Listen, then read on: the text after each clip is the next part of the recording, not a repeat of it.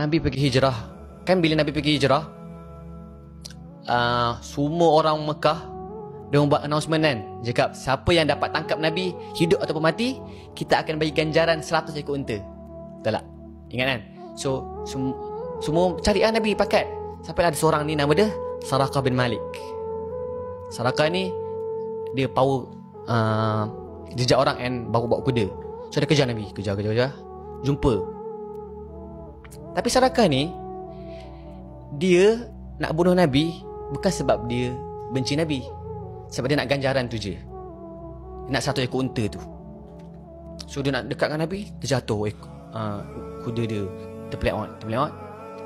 Sampai 3 kali dia bangun, Nabi cakap, "Jap, Sarakah. Aku tahu kau nak bunuh aku ni bukan sebab kau benci aku pun. Sebab kau nak 1 ekor unta tu je." So Sarakah cakap, "Yes, betul.